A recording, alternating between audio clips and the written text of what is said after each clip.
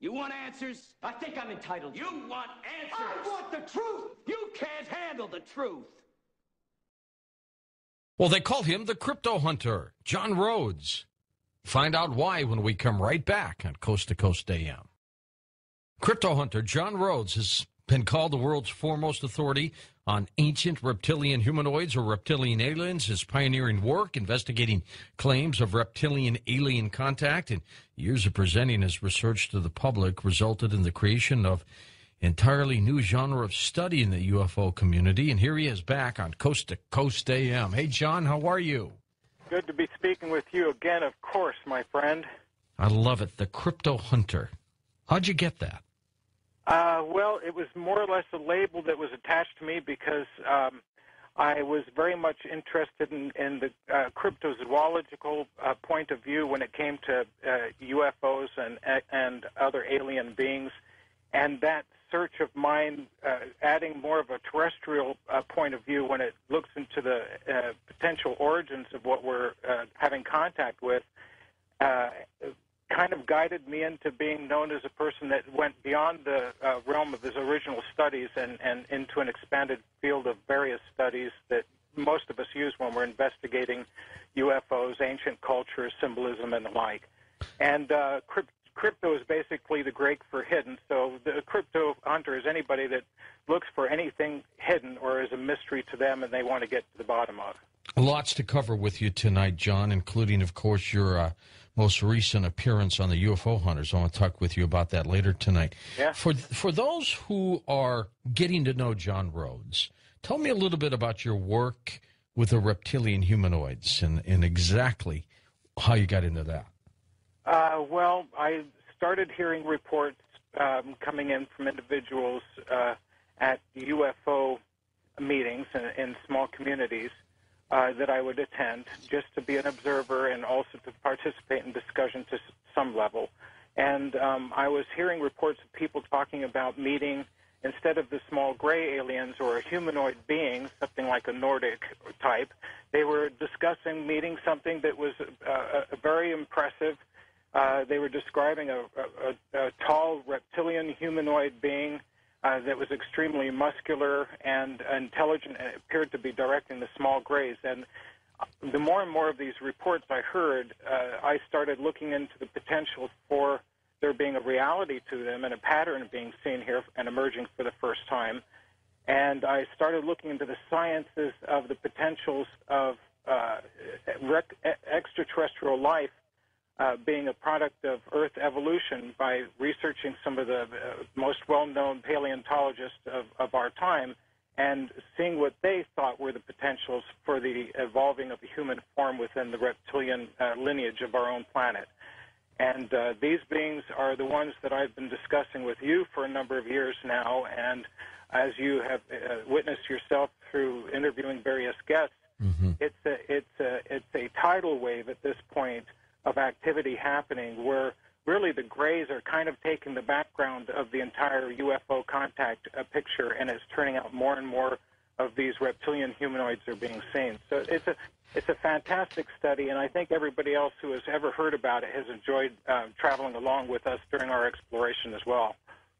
When I heard people like David Icke talking about reptilians, I thought, oh, come on. And then, of course, as you know, he tied them into certain families on this planet.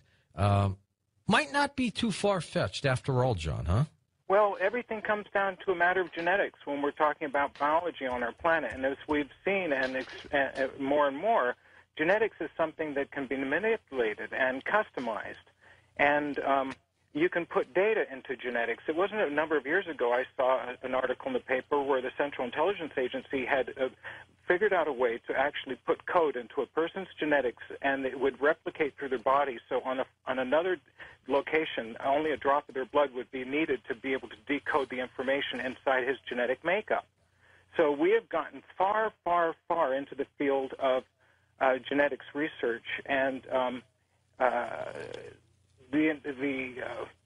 the entire subject itself is revealing more and more of the potential for just fascinating things to exist on our planet. John, paint us a picture, if you would. Kind of describe, in your way, what a reptilian looks like?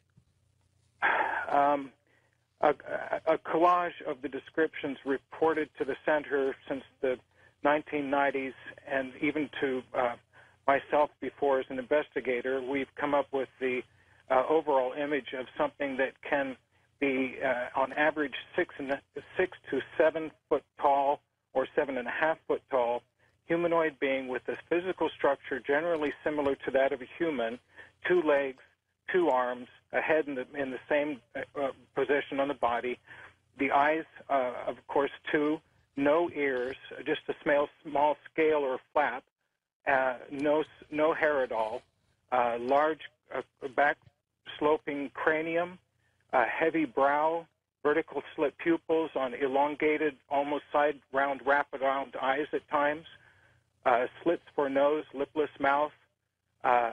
We have also seen them to have 3 fingers with an opposable thumb, and having a very large quarterback-like frame to where if they're in an average apartment, they would have to stoop in order to walk around in the apartment and duck below hallways in order to walk from one room into another. And these are very intimidating-looking beings, simply because when you see their claws and look at their size and their frame and their muscular tone, you would think that they could just slice you open as much as look at you, and it is pretty awe-inspiring for the experiencers. Personality, what are they like? They can range from being benevolent to being almost like those of mentors to others that have been acting rather aggressively towards their human contacts, and at times, acting to intimidate them through physical gestures.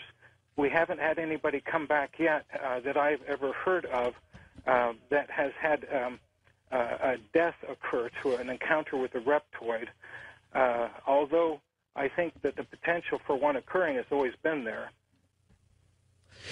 Well, I can't remember the name of that Dennis Quaid movie a long time ago when he landed on another planet. Do you remember that? Enemy Mine. Was that it? Enemy Mine, right. Okay. What some people have described as a reptilian, and you had pieces of it, are very close to that creature that was on that planet. Played by Lou Gossett Jr., yeah. Exactly, which, by the way, was a very benevolent type of being. I mean, he was a friendly kind of E.T., right, androgynous, too, so able to get to have masculine tendencies to it to be able to give birth to an offspring. And also the message of the film was trying to show how we can be so more similar than we are unalike. Now, remember that when you're thinking of extraterrestrial beings, we must, if we're going to have open contact or at least even private contact with one, we have to focus on our similarities rather than our dislikes if we're going to overcome it. And that's a good point. They did show that in that film, and interestingly enough, it showed that even the sense of family can extend, because when Louis Gossett Jr. died, the character died, the offspring was then raised up as a young boy by his friend, the human being. That's right. I remember that. They called him a Drac. The Louis Gossett Jr.'s character was a Drac, as in Draco. Let's talk about some of the examples of reported sightings of these creatures on this planet. What do we have? Well, we have some really interesting ones. The ones that I tend to stick with are the ones that never change. Stories that tend to change over time, I seem to dismiss that because of trying to remain objective in it. When stories continually change, I wonder at times if the experiencer is just looking for attention, and some of these events may be fictionalized or even just extensions of their own imagination into dream state. So I have to make sure I keep a channel on which reports I pay a focused attention to. Sure. One in particular, one that I found quite fascinating, was by a person by the name of Tal, T-A-L, and his story never shifted over the last 18 years that I have known this individual.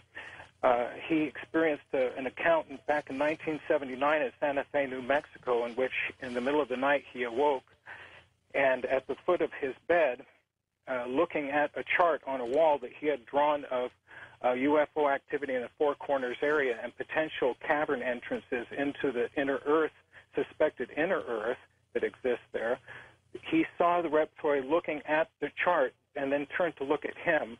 He immediately backed up on his bed and grabbed an object and